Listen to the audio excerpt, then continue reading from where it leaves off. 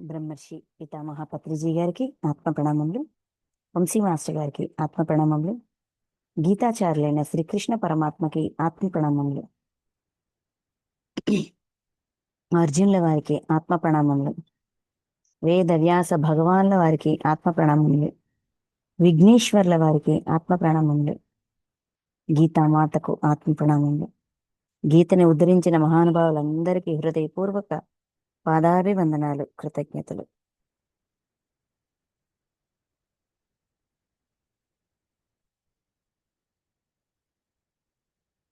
ముఖ్య మాస్టర్స్, మనం శ్రీమద్ భగవద్గీతలోని 2వ అధ్యాయం సాంఖ్యయోగంలోన 38 శ్లోకాల వరకు తెలుసుకున్నాము గత వారం. ఈరోజు 39వ శ్లోకం నుంచి 53వ శ్లోకం వరకు, 39 నుంచి 53 కర్మ సిద్ధాంతం, నిష్కామ కర్మయోగం గురించి చెప్తారు. ఇంతవరకు ఏం చెప్పారు?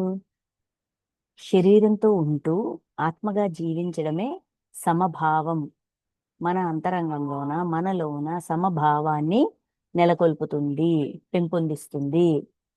అది ఆత్మ యొక్క లక్షణాలు, జీవాత్మ యొక్క లక్షణాలు. తర్వాత జీవుడు స్వధర్మం ఎలా ఉండాలి, ఏంటి, అవన్నీ కూడా మనకి తెలియజేశారు.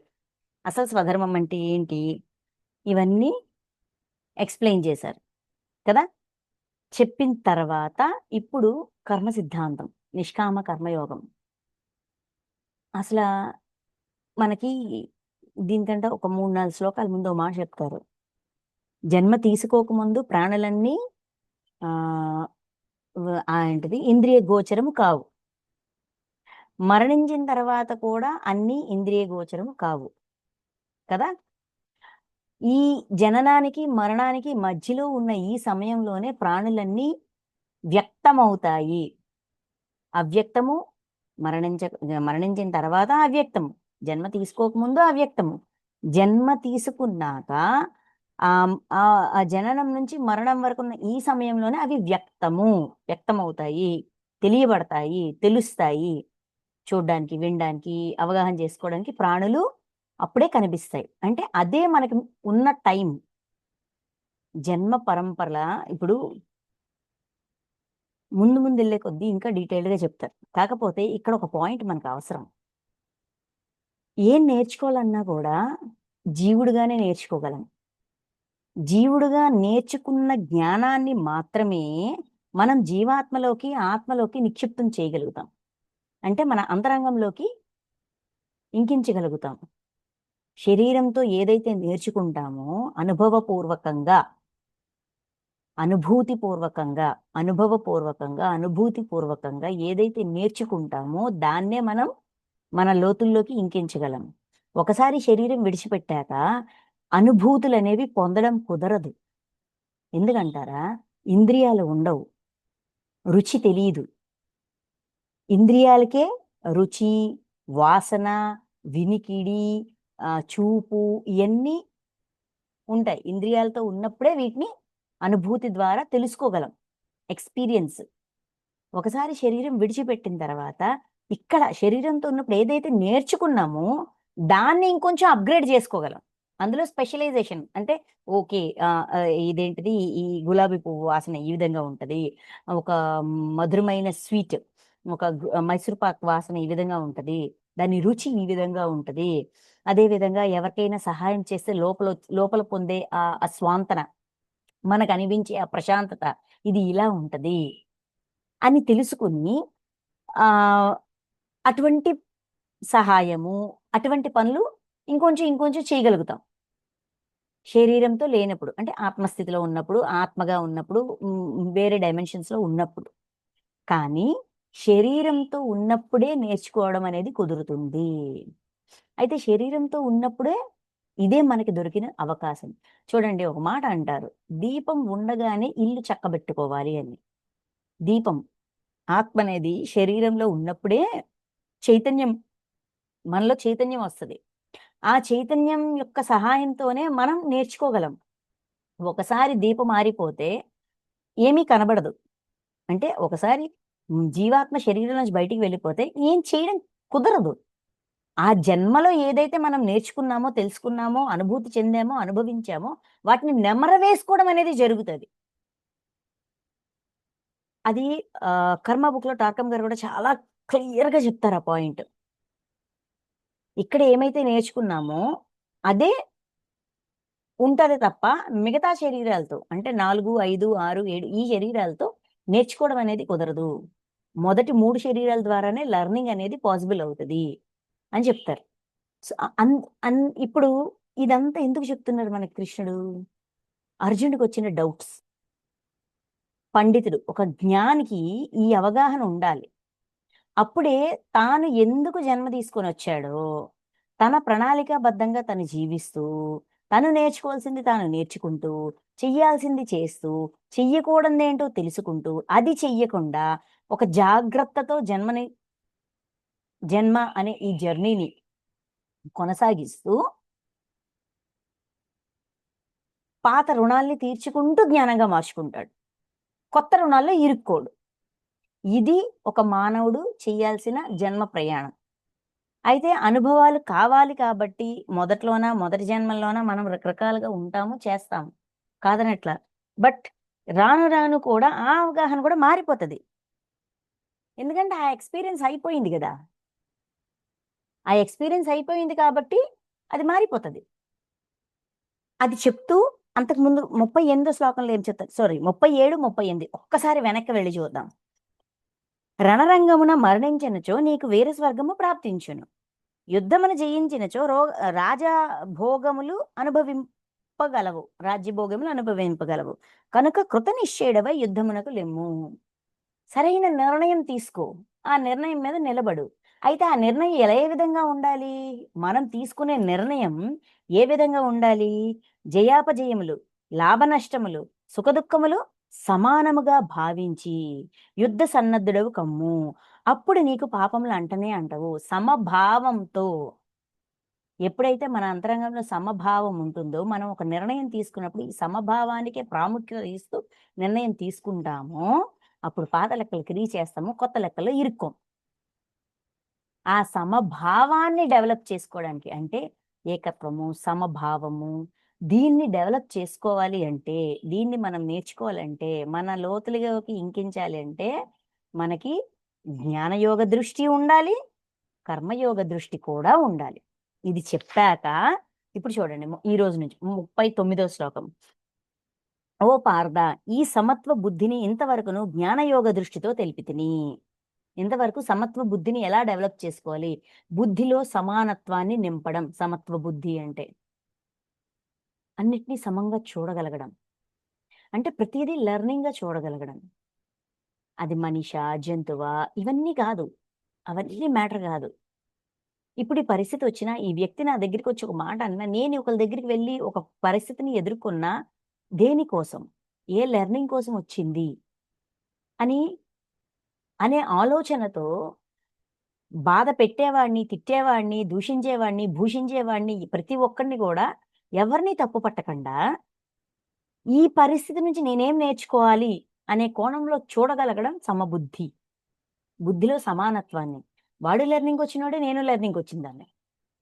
ఆహ్, వాళ్ళు ఈ విధంగా ఏదో నేర్చుకోవడానికొచ్చారు.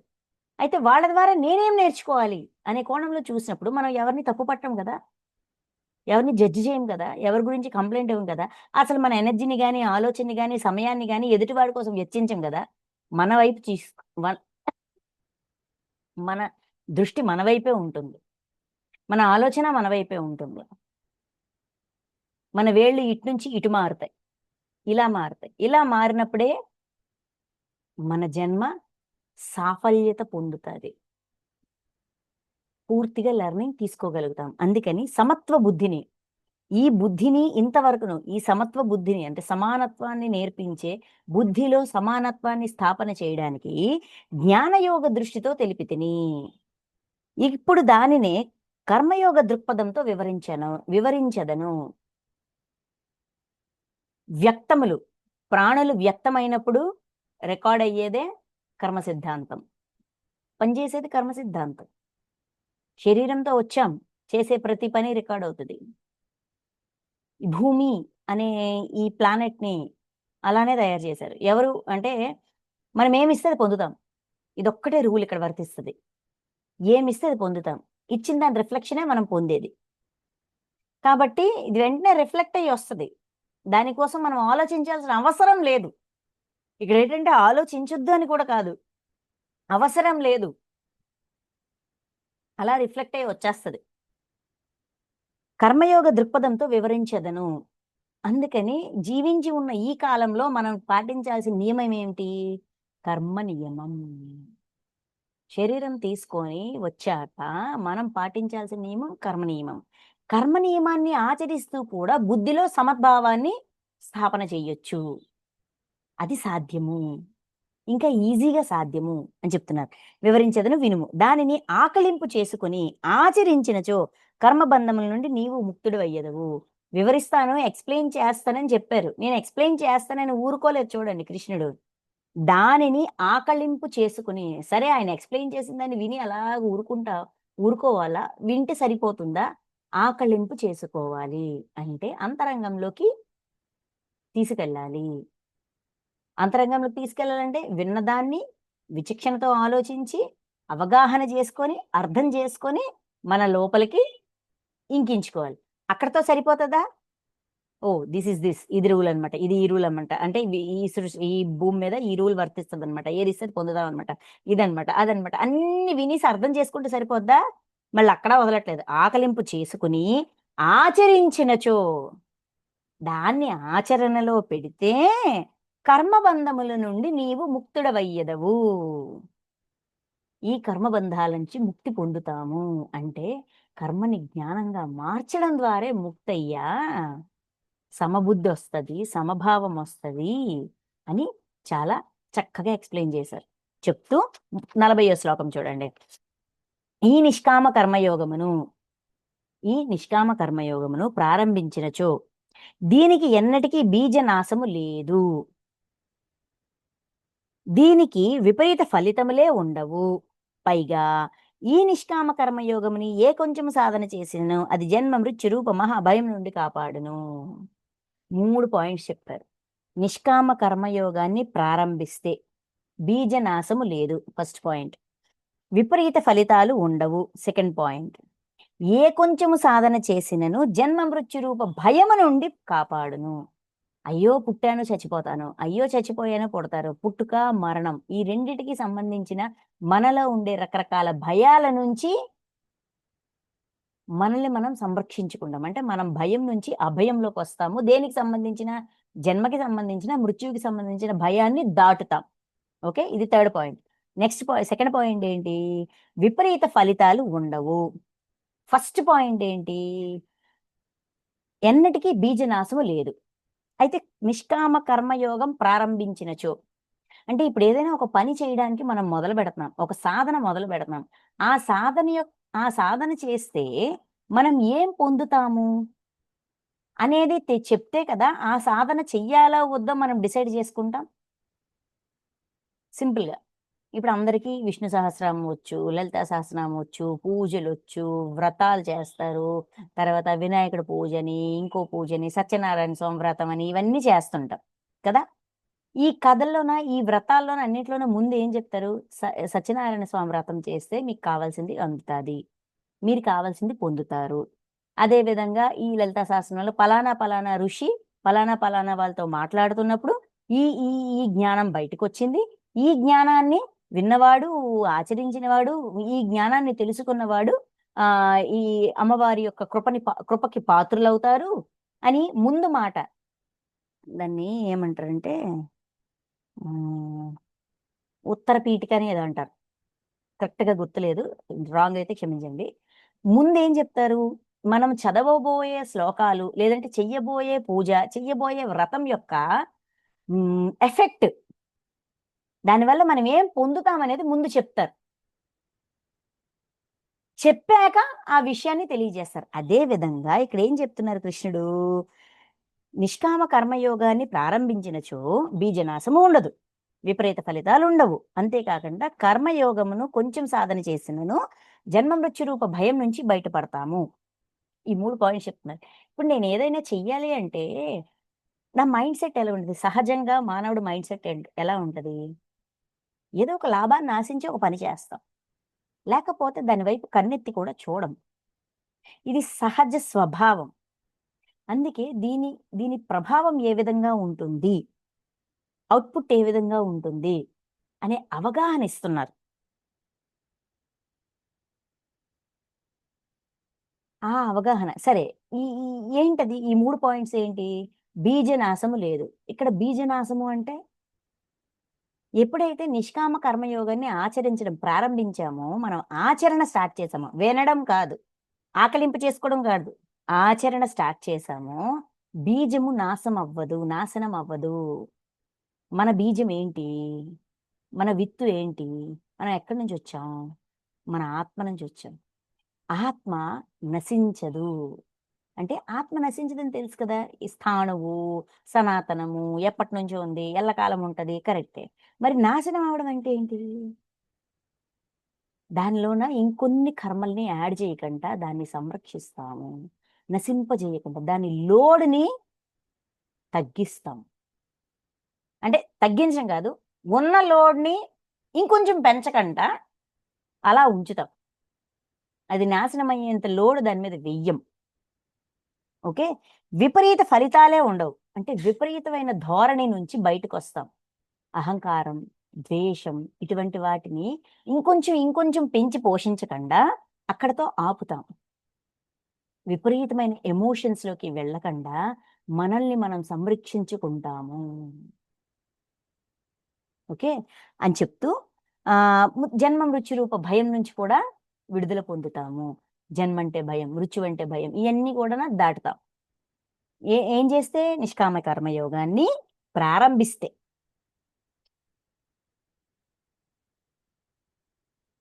ఓ అర్జున! ఈ నిష్కామ కర్మయోగమునందు నిశ్చయాత్మక బుద్ధి ఒక్కటే ఉండును. సరే నిష్కామ కర్మయోగాన్ని ప్రారంభించాలన్నా, కంటిన్యూ చేయాలన్నా, ఆచరించాలన్నా ఏముండాలంట? నిశ్చయాత్మక బుద్ధి ఒక్కటే ఉండును.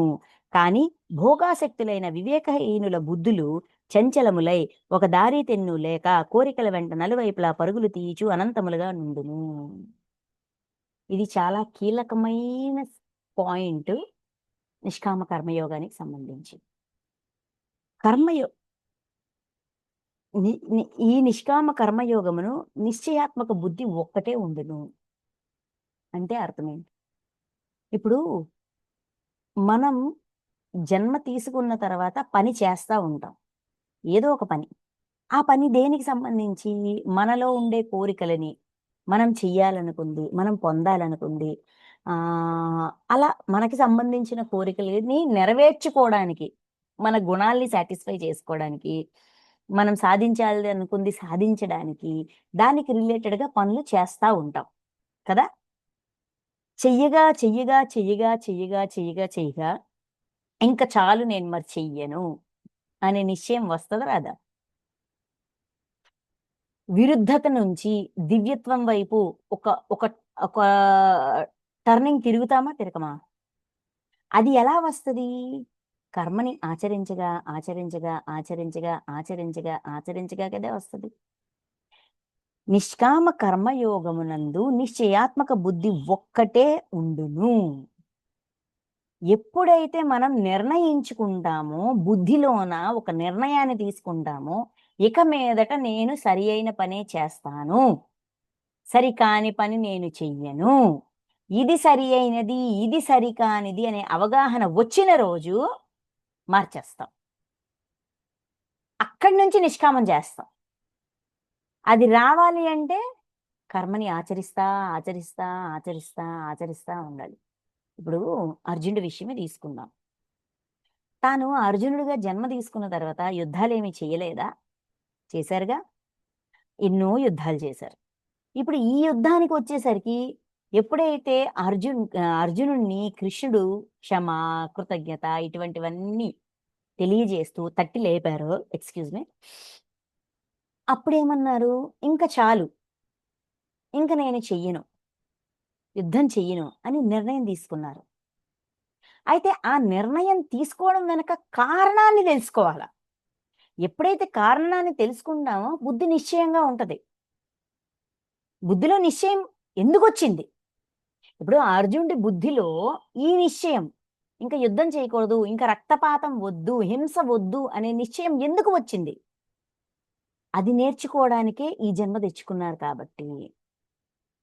ఎప్పుడైతే ఆ నిర్ణయం తీసుకుంటామో అప్పుడు మార్పు మొదలవుతది. అప్పుడు భయాన్ని దాటుతాం. గుణాన్ని దాటుతాం. దుర్గుణాన్ని సద్గుణంగా మారుస్తాం. అదే గాని మనం చేయలేదు. మనం మనల్ని మనం తరచి తరచి చూసుకోలేదు. ఇంకా ఇంకా కావాలి, ఇంకా ఇంకా కావాలి, ఇంకా ఇంకా కావాలి అనుకున్నామనుకోండి. కానీ భోగాసక్తులైన వివేకహీనుల బుద్ధులు చంచలములై భోగాసక్తులైన వివేకహీనులు అంటే వివేకం వాడట్లా. వివేకం బుద్ధి ఇంకా వికసించలేదు. బుద్ధిని ఉపయోగించట్లేదు. ఏంటంటే కామన్ సెన్స్ విచక్షణ జ్ఞానాన్ని ఉపయోగించట్లేదు. భోగాసక్తులు భోగం మీదే ఆసక్తి ఉంది. ఇంకా పొందాలి, ఇంకా పొందాలి, ఇంకా రాజ్యం కావాలి, ఇంకా అది కావాలి, ఇంకా ఇది కావాలి. కోరికల వెంటే పరిగెడుతున్న వివేకహీనుల బుద్ధులు చంచలములై మళ్ళీ యుద్ధం చేద్దాం, ఇంకో గొడవ పెడదాం, ఇంకోటి చేద్దాం, ఈ ఇంకెవరినైనా దోచుకుందాం, ఇంకేదైనా చేద్దాం, ఇంకా చేద్దాం, ఇంకా చేద్దాం. చంచలంలై ఒక దారి తెన్ను లేక కోరికల వెంట నలువైపులా పరుగులు తీయచు అనంతములుగా నుండును. ఇది అర్థం అవ్వాలంటే మూవీ నాలెడ్జ్ తెస్తున్నానని అనుకోకండి. కానీ ఆ సీను దీనికి కరెక్ట్‌గా మ్యాచ్ అవుతది. ఎవరికైనా గుర్తుందో లేదో నాకు తెలీదు. 'జూనియర్ ఎన్టీఆర్' మూవీ ఒకటుంటది. 'అరవింద సమేత వీరరాఘవ.' ఆ అబ్బాయి యూఎస్‌లో చదువుకొనొస్తాడు. వాడు అంతవరకు కత్తి పట్టింది లేదు, గొడవ ఆడింది లేదు, అసలు వాడికి తెలీదు. కానీ ఎప్పుడైతే వాడి కళ్ళ ముందు వాడి తండ్రిని చంపుతారో, తనకే తెలియకంట ఒక 50, 60 మందిని టక టక టక చంపుకుంటూ, చంపుకుంటూ, చంపుకుంటూ వెళ్ళిపోతాడు. వెళ్ళిపోయిన తర్వాత వాళ్ళ నానమ్మ అన్న ఒక మాట అతనొక స్తబ్దుగా ఉండిపోతారు. స్తబ్దుగా నేనెవరిని? నేనేం చేశాను? ఇంత హింస నేనే చేశానని ఆయనకే అర్థం కాని ఒక స్తబ్దులో ఉండిపోతారు. ఆ తర్వాత వాళ్ళ నానమ్మన్న మాట అతనికి ఒక అవేర్‌నెస్ తీసుకొస్తది.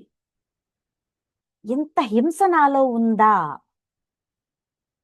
ఇన్ ఇ ఈ ఒకడిని చంపి అంటే ఒకడిని చంపిన తర్వాత ఆ ఆవేశం ఎలా ఉంటదంటే ఇంకా ఇంకా ఆవేశం ఇంకా పెరుగుతుంటది. ఇంకా చంపుతుంటారు, ఇంకా చంపుతుంటారు, ఇంకా చంపుతుంటారు. ఇంకా ఈ శత్రువు అనేవాడు హ్మ్. పరాయి వర్గానికి చెందినవాడు లేనంత వరకు చంపుతుంటారు. తర్వాత రియలైజేషన్ ఒస్తది. అంటే అక్కడ జరిగిన ఆ యుద్ధము అతనిలోన ఒక నిశ్చయాన్ని తీసుకొచ్చింది. ఆ యుద్ధము, ఆ సంఘటనే జరగకపోతే ఈ నిశ్చయం రాదు కదా! అలాగని అటువంటి నిర్ణయాలు, అటువంటి యుద్ధాలు, అటువంటి గొడవలు, అటువంటి కొట్లాటలు అంతకుముందు జన్మలో అతను చేయలేదంటే మనకు తెలీదు. ఆ నిశ్చయం ఎప్పుడైతే బుద్ధిలో ఆ నిశ్చయం ఎప్పుడైతే వస్తదో నిష్కామం చేస్తాం. అందుకే నిష్కామ కర్మయోగంలో నిశ్చయాత్మక బుద్ధి ఒక్కటే ఉండును. ఎప్పుడైతే బుద్ధిలో నిశ్చయం వస్తుందో నిష్కామం చేస్తాం. ఇంక చాలు. డ్రీమ్స్ ద్వారా గూడానా చాలామంది అంటే ఇప్పుడు ఎక్కువగా ఫైనాన్షియల్ ప్రాబ్లమ్స్‌కి సంబంధించిన వాళ్ళొస్తుంటారు. ఏంటయ్యా దానికి కారణాన్ని వెతికాయి ఆర్థిక సమస్యలనేవి బాగా కదిపేస్తాయి మనుషుల్ని, కుటుంబాన్ని మానసికంగా, శారీరకంగా ఇబ్బంది పడిపోతాం. టెన్షన్స్ వచ్చేస్తాయి. ఎలాగా దాక్కొని అంటే ఎదుటివాడికి సమాధానం ఇవ్వలేక అలాగని దారి తెన్ను తోచక చాలా ఇబ్బంది పడుతుంటారు. ఆర్థిక సమస్యలు ఉన్నవాళ్ళు. శారీరక సమస్యకైతే ఒక మందో మాత్రో వేసి ఒక అరగంట రిలాక్సేషన్ పొందుతాము. మళ్ళీ ఫేస్ చేస్తాం. ఇది ఒక కోణం. అన్నీ బాధలే. కాకపోతే ఆర్థిక సమస్య ఏంటంటే మనిషిని అమాంతం కుదిపేస్తది. అటువంటి సమస్యలొచ్చిన వాళ్ళకి కర్మ చూసుకోండి, కర్మ ధ్యానం చేయండి. మీ కర్మ చూసుకోండి, క్షమాపణ చెప్పుకోండి అని చెప్తే ఒక దుష్కర్మ చూస్తారు. దానికి క్షమ చెప్తూ ఉంటారు. ఇంకొక దుష్కర్మ చూస్తారు. ఇంకొక దుష్కర్మ చూస్తారు. ఇంకొక దుష్కర్మ చూస్తారు. ఒక దొంగల ముఠాగా ఉండి, ఊళ్ళ మీద పడి, జనాల్ని దోచుకుంటూ, వాళ్ళు అడ్డుపడితే వాళ్ళని చంపుతూ. అంటే ఈ ఒక్కొక్క దుష్కర్మ ఏంటి దానర్థం? ఒక్కొక్క జన్మలో డబ్బు, డబ్బు కావాలి. డబ్బు సంపాదించడానికి సరియైన మార్గం గాదు. సరికాని మార్గంలోన దొంగతనాలు, దోపిడీలు, ఏమంటాము, మోసం చేయడం. ఇదిగో రేపే ఇచ్చేస్తాను, ఒక్క 4 రోజులు అవసరం అని చెప్పి స్నేహితుల దగ్గర, అయిన వాళ్ళ దగ్గర కూడా తీసుకొని తర్వాత మొండి చేయి చూపించడము. ఇలాగా వాళ్ళకి ఎదుటివాడి కష్టార్జితాన్ని దోచుకునే రకరకాల విధానాలు. మనం కష్టపడం. కానీ మనకి లగ్జరీ కావాలా, సంపద కావాలా. అందుకు ఆ అనుభవం కోసం, ఆ గుణాన్ని తృప్తిపరచడానికి, ఆ అనుభవం కోసము దగ్గర దగ్గర 5-10 జన్మలు తీసుకుంటాం. ఒక్క గుణాన్ని సాటిస్ఫై చేసుకోవడానికి, ఒక్క కోరికని నెరవేర్చుకోవడానికి. మినిమం తక్కువలో తక్కువ. కొంతమంది 5, 6 జన్మల తర్వాత రియలైజ్ అవుతారు. కొంతమంది 10 జన్మల తర్వాత రియలైజ్ అవుతారు. కొంతమంది 20 జన్మల తర్వాత రియలైజ్ అవుతారు. కొంతమంది 15 జన్మల తర్వాత. చెప్పలేం. Depends on the person. ఆ వ్యక్తి మీద ఆధారపడి ఉంటది. ఎప్పుడైతే నిశ్చయం వస్తదో అక్కడ మార్పు. ఆ నిశ్చయం రావడమే జంక్షన్ అన్నమాట. అదే నిశ్చయం రాలేదు, దారి తెన్ను లేకుండా కోరికల వెంట పరిగెడుతుంటది. ఇంకా జన్మలెత్తుతుంటాం, ఇంకా జన్మలెత్తుతుంటాం. మళ్ళా మళ్ళా అదే పని చేస్తుంటాం. మరలా అదే పని చేస్తుంటాం. లేదు, ఈ జన్మలో నేను మారుతాను అని వస్తాం. కానీ వచ్చిన తర్వాత ఆ గుణాన్ని దాటలేక, ఆ కోరికని ఫుల్‌ఫిల్ చేసుకోక మళ్ళీ అదే తప్పుడు పని చేస్తుంటాం.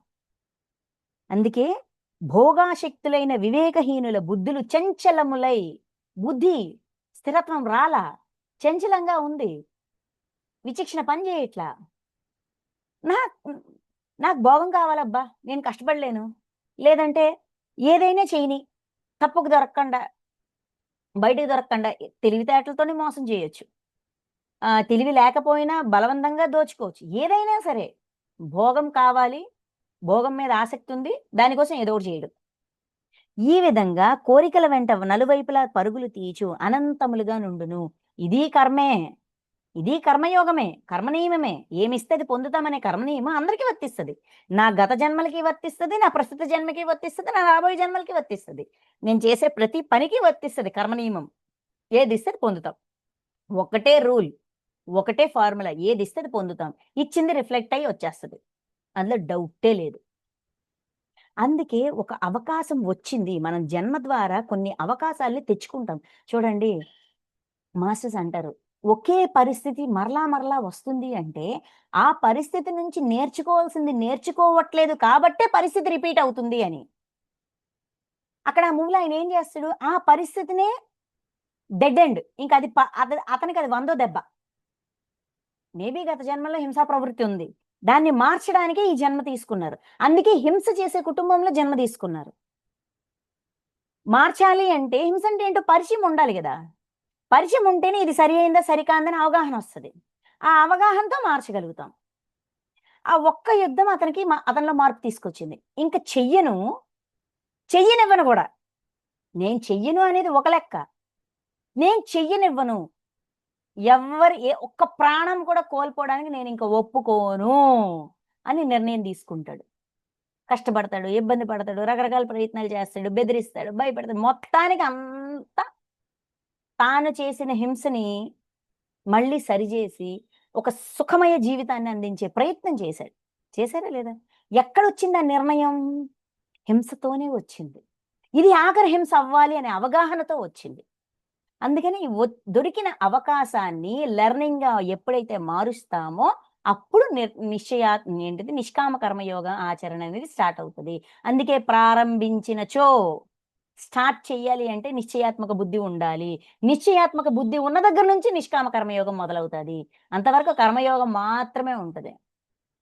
పని చేస్తా ఉంటాం, పని చేస్తా ఉంటాం, పని చేస్తా ఉంటాం. దీనికి ఎగ్జాంపుల్‌గా నెక్స్ట్ 3 శ్లోకాల్లో 42, 43, 44 చూడండి. ఇంతే కాదు, ఇది మూవీ. కానీ 'అశోక ది గ్రేట్' హిస్టరీ లెసన్స్‌లో మనం చదువుకున్నాం. సోషల్‌లోన చదువుకున్నాం, గుర్తుందా? Kalinga war, the great Kalinga war. ఈ కళింగ వార్‌లో అంటే అశోకుడు రాజ్యాల్ని, మౌర్య డైనాసిటీ, తనకి ఒక అన్యాయం జరుగుతది. తన పిల్లవాడుగా ఉన్నప్పుడు తండ్రి అంగీకరించడు. తను ఇబ్బందులు పడతాడు. ఆ ఇబ్బందులతో తనలో ఒక ద్వేషమొస్తది. ఆ ద్వేషంతో ఒక పంతమొస్తది. ఆ పంతంతో తాను యుద్ధ విద్యలు నేర్చుకుంటాడు. చాణక్యుడి దగ్గర నీతి నేర్చుకుంటాడు. అన్నీ నేర్చుకుంటాడు. నేర్చుకున్న తర్వాత ఏం చేస్తారు? ఇంకా ఆక్రమణ మొదలుపెడతారు. ప్రతి రాజ్యం మీద యుద్ధానికి వెళ్తారనమాట. ది కళింగ వార్ అనేది మేబీ మహాభారత సంగ్రామం తర్వాత ద బిగ్గెస్ట్ వార్ అయ్యి ఉండొచ్చు. ఎందుకంటే కొన్ని వేల ఎకరాల వరకు రక్తం రక్తం రక్తం ఏర్లై పారింది అని అంటారు. శవాల గుట్టలు, సైనికులు అందరూ చనిపోతారు. చాలా పెద్ద యుద్ధం అది. యుద్ధం అంతా అయిపోయిన తర్వాత ఆయన వెళ్ళి చూస్తాడనమాట. అశోకుడు వెళ్ళి చూస్తారు. ఆ రక్తము, ఆ శవాలు, ఆ బీభత్సం, అదంతా చూసిన తర్వాత నేనేం నా కోరిక ఇంతటి నష్టాన్ని, ప్రాణ నష్టాన్ని తీసుకొచ్చిందా అని ఆ మొమెంట్లో అతనిలో మార్పు వస్తది. హింసా ప్రవృత్తి నుంచి అహింసలోకి రావాలి అంటే ఒక అవకాశాన్ని తీసుకోవాలి.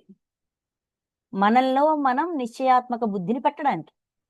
ఆ క్షణం, ఆ హింసని చూస్తూ, ఆ హింసని చేసి, దాని యొక్క ఫలితాన్ని చూసి ఆయనలో నిశ్చయం వచ్చింది. నేనింక చెయ్యను. ఏ రాజ్యం కోసం, దేనికోసం యుద్ధాలు చెయ్యను. ప్రాణహాని అనేది చెయ్యను అని నిర్ణయించుకొని తన రాజ్యాన్ని చాణక్యుడి యొక్క తెలివితేటలతో చక్కగా, నాకు గుర్తున్నంత వరకు అశోకుడే. చాణక్యుడు, అశోకుడు. తన రాజ్యాన్ని చక్కగా చెట్లు నాటించారు. అశోకుడు రోడ్లు వేయించారు. ఇరువైపులా చెట్లు నాటించారు. నీళ్ళు కొలనులు తవ్వించారు.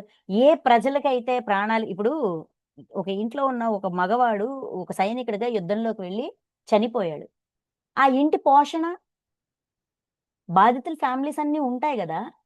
వాళ్ళందరికీ కావాల్సిన సదుపాయాలు ఆ జన్మలో ఆయన రెడీ చేశారు. నిశ్చయాత్మక బుద్ధి ఒక్కటే ఉండును.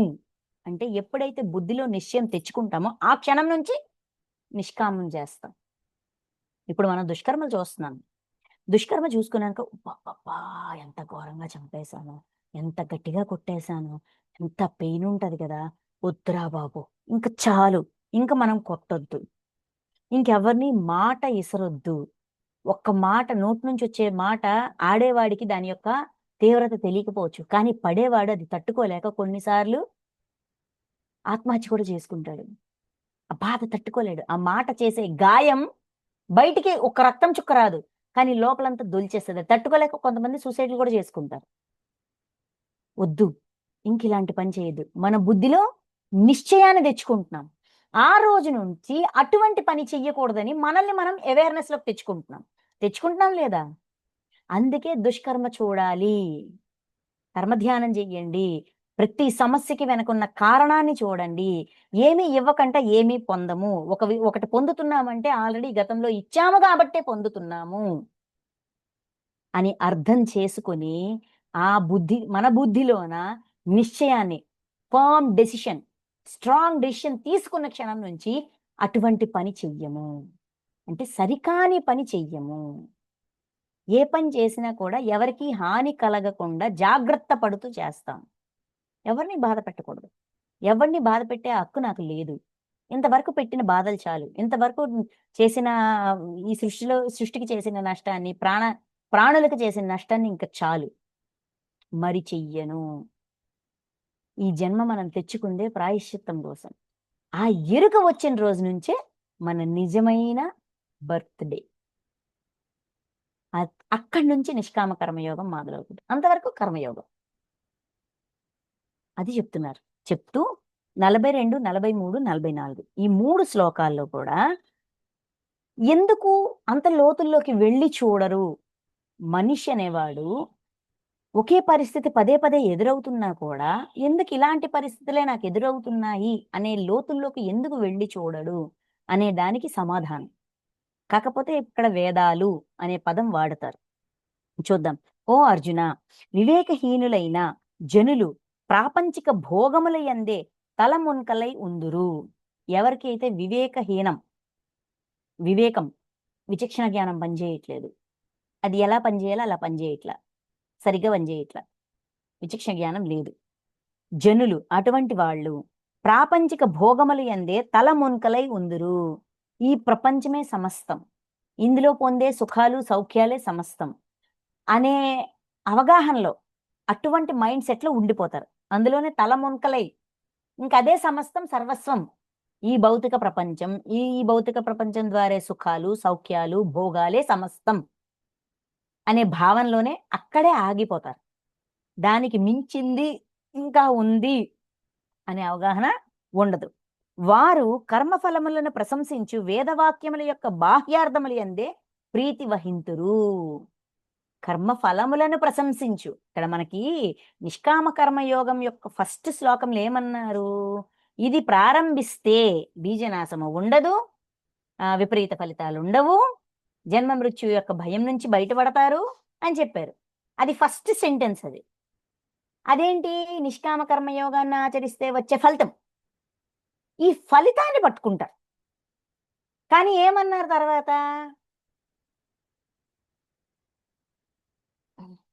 ఆచరించాలి, ఇంకా ఇంకో మాట అంటారు, ఆకలింపు చేసుకోవాలి. ముందే చెప్పారు, ఆకలింపు చేసుకుని ఆచరించినచో పొందేది పొందుతాం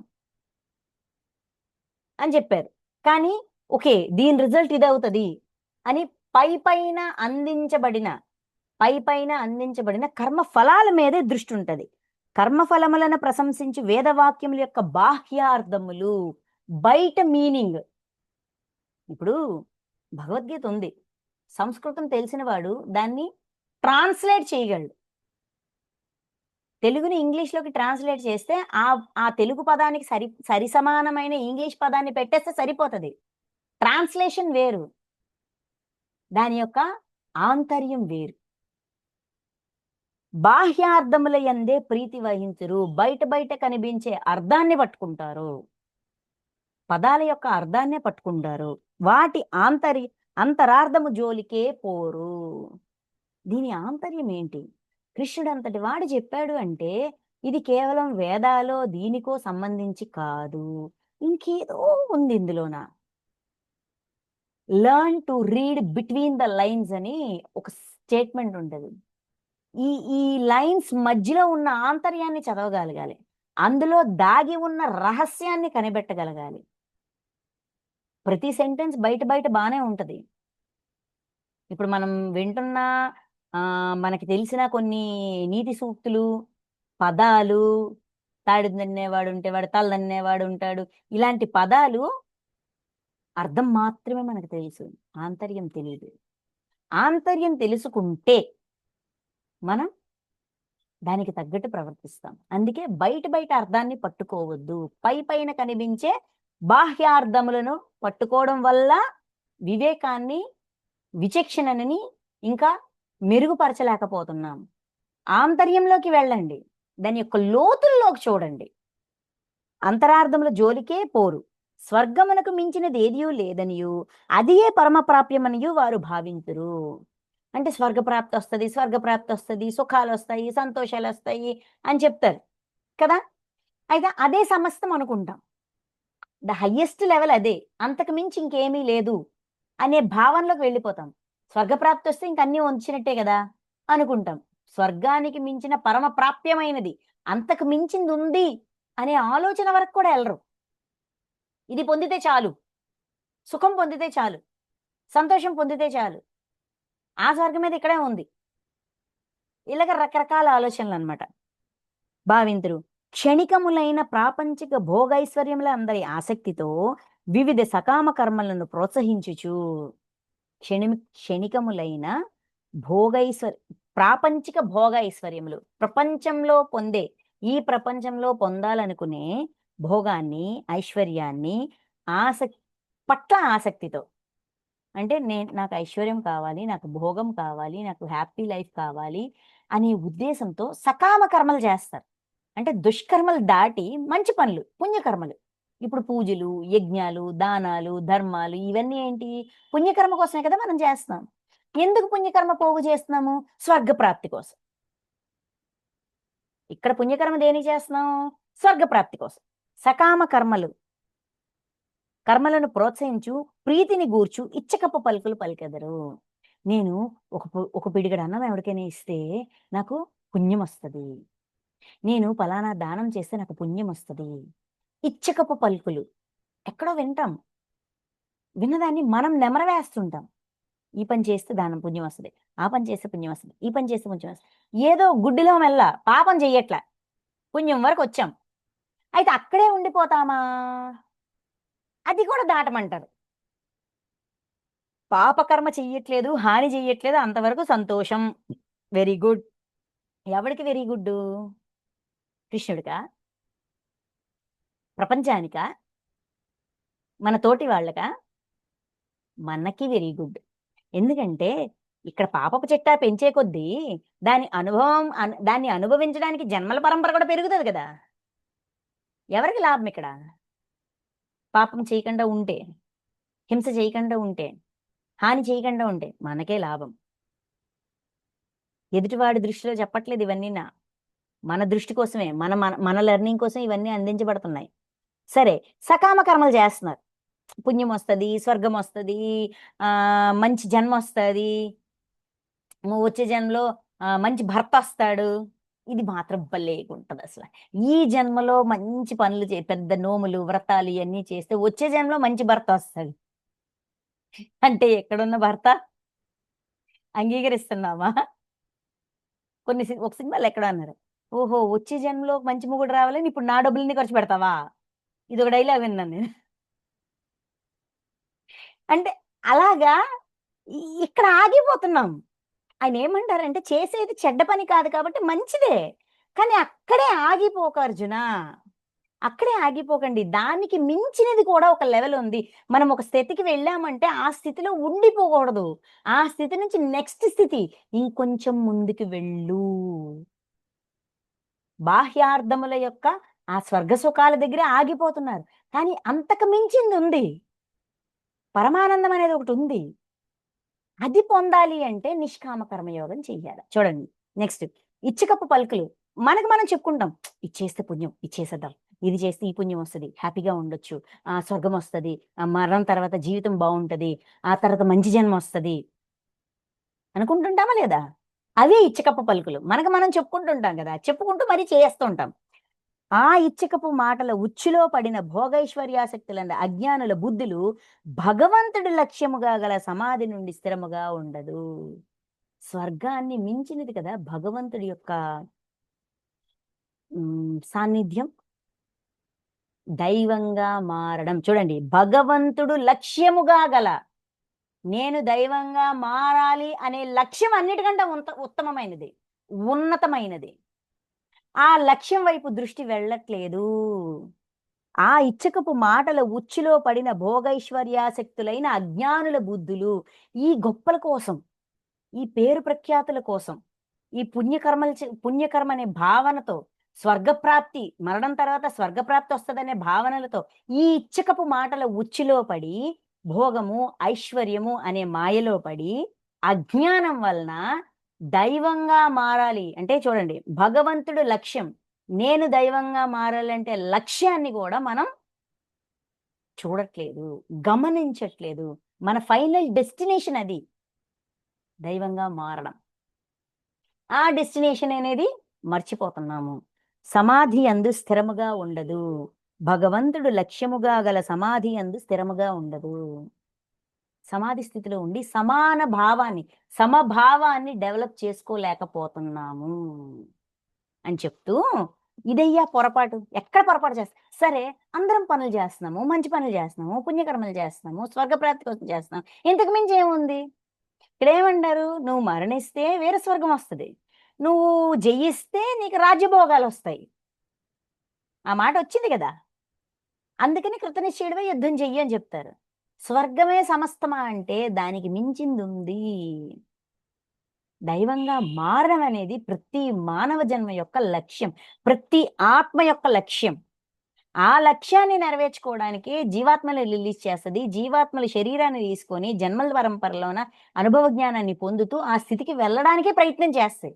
కానీ ఈ భోగాలు, ఈ తపనలో పడి ఆగిపోతుంటాము అని చెప్తూ, ఇప్పుడు డైరెక్ట్ గా అర్జునుడికి ఒక పాయింట్ వేస్తున్నారు. 45. ఓ అర్జున, వేదములు సత్వరజస్తమో గుణముల కార్యరూపములైన సమస్త భోగములను గూర్చియు వాటిని పొందుటకై చేయవలసిన సాధనల గూర్చియు ప్రతిపాదించును. సత్వ, రాజస్సు, తమో గుణం, సాత్విక గుణం, రాజస గుణం, తమో గుణం యొక్క కార్యరూపములైన సమస్త భోగములను అంటే నా గుణాల వల్ల, అంటే నాలో ఎటువంటి గుణాలు ఉన్నాయో ఆ గుణాన్ని సాటిస్ఫై అవ్వడానికి నాకు ఏ భోగం కావాలి, ఎటువంటి ఐశ్వర్యం కావాలి అనే నా తపనకి సంబంధించి నేను ఏ పని చేస్తే నేను అది పొందగలను. ఇప్పుడు నాకు ప్రేరణ దేని వల్ల వస్తుంది? నా గుణం వల్ల నాకు ప్రేరణ వస్తుంది.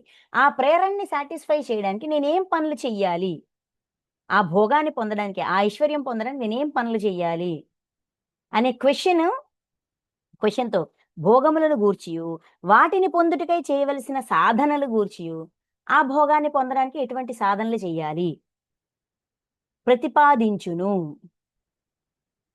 ప్రాసెస్ ఉంది, ప్రతిదానికి విధానం ఉంది.